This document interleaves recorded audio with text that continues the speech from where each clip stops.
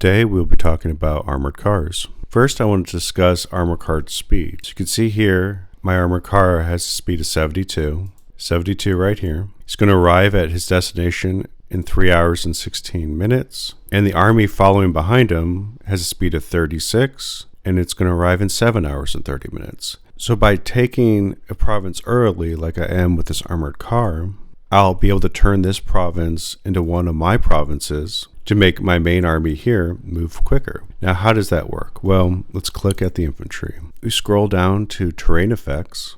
Terrain effects is right here, and you can see friendly territory, 30%, enemy territory, 65% negative. And that negative will go away as soon as I take over the province. So by utilizing armored cars with their faster speed, I'm getting this army taking territory much faster. All right, it's the evening now. And yes, my armored car originally was here, took this province, this province, took this province. You can see him right here. And you can see his assisting army. Assisting army has a good distance because why? Because this armored car is taking enemy territory and making it my own. This keeping my movement speed with the main army stronger. Now this could work with a much bigger army. You could see up here I'm doing a lot of fun things, fighting and stuff like that, but it doesn't have to be this small group. This is just to conquer weakly defended provinces. That's why it's this size. Now look at that army group, it's 36 speed.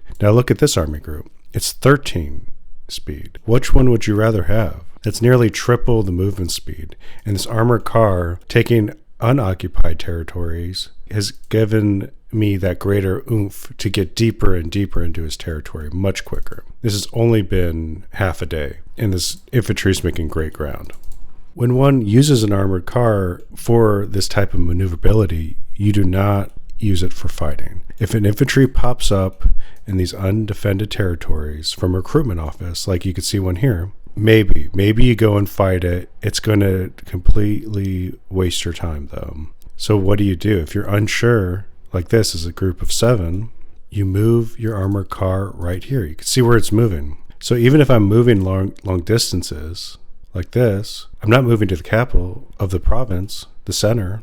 I'm moving right outside it. I could decide if I want to take it. And that's especially important with a situation like this where I didn't see it coming. So I am going to wait for this army to take this out. You can see I have a large force that is split off. My artillery is being guarded with infantry against his main force that has everything. The split off force has the attackers. I have a large group of infantry, some armored cars, and a boatload of cavalry. If I get in contact with this army, because I've 390 attack, they have 155 defense, I'll really be hurting him if I can get in contact with this army, because my artillery can keep shooting, his artillery can't keep shooting because he'll be defending. How do armored cars play in this? So a lot of people, like my opponent, he has armored cars here. You can go over here. You can see he has just 6 armored cars. Why? I don't know.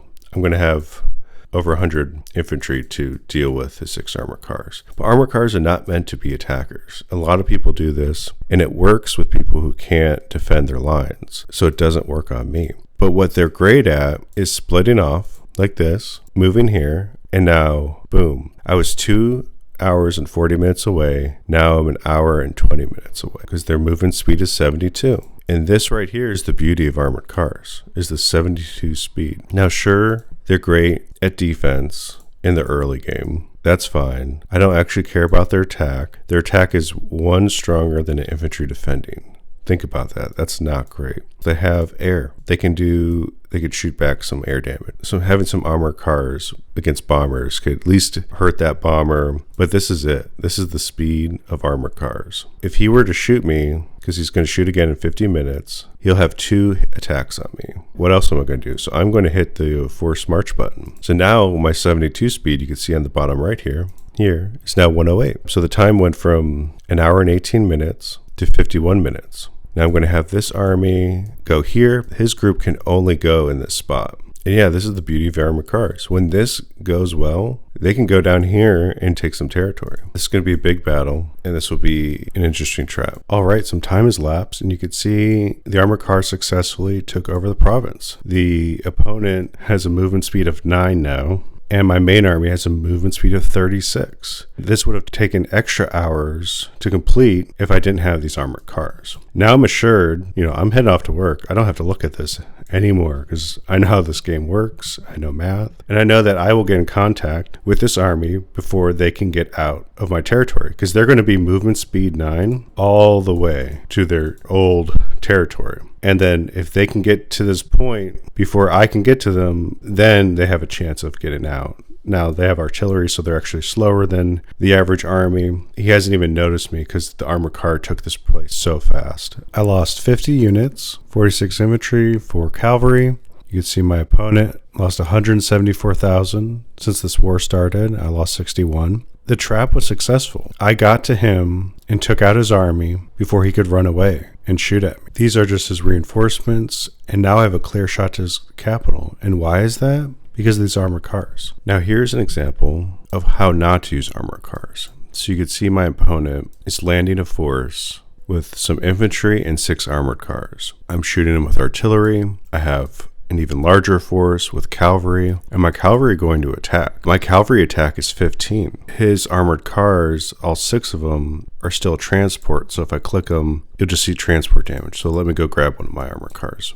So here's an armored car. Their attack is 6. I'm going to attack with cavalry with a 15 against his 6, which is horrible. You grab an infantry, 4, 5. The armored car's attack is equivalent to an infantry pretty much. That's just one of 2 problems that I see here.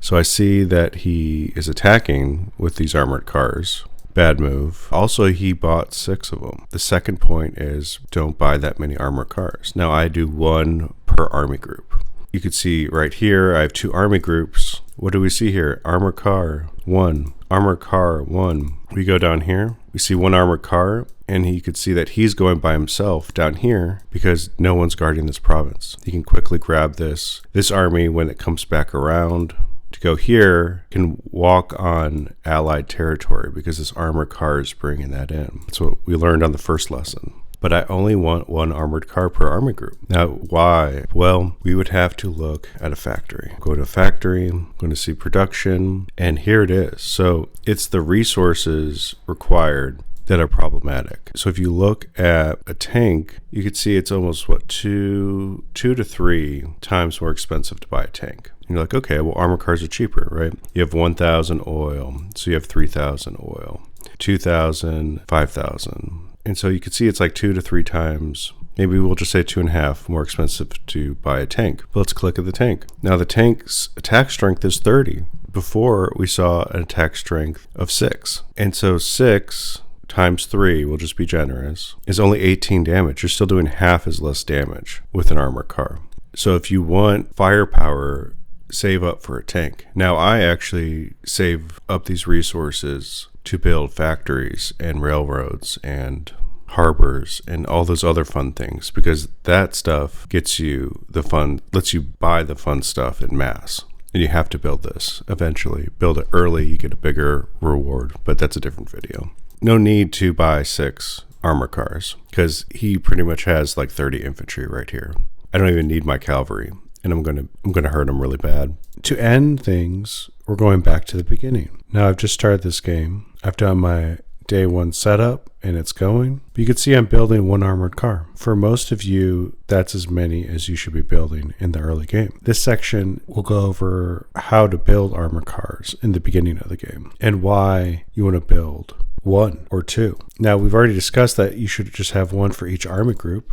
And in the early game, you're not going to have more than 2 if you're doing things right. You can see I'm setting up to attack this player in the north. You can see the arrows. You can see the delay timers. These are just Army Group A and Army Group B. Now, I don't need 6 armored cars to do nearly the same amount of damage as an infantry does. Remember, we talked about infantry doing a 4 attack damage and armored cars doing 6, which is very close to each other. And so having 1 to 2 armored cars in the early game is all you really need. Now, I've said that before, but why is that? Let's look at my resources. So you can see here, wood and steel. An armored car is going to be using your steel, which is the equivalent of using your wood. And these 2 resources are the building blocks to build industry, to build more food, industry to build more energy, and of course, industry to rebuild more steel and wood. And you have to maintain a good stockpile in the early game to industrialize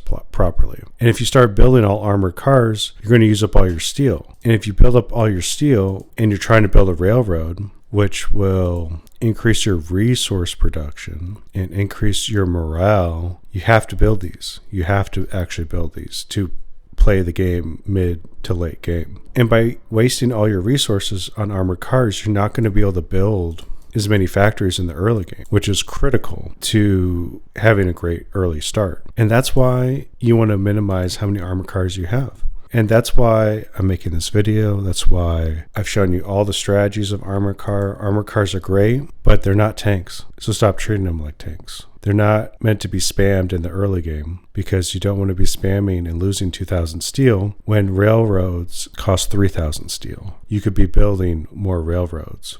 And that's it. This is tips, tricks, and tactics for Supremacy 1914. I'll talk to you Squid Boys later.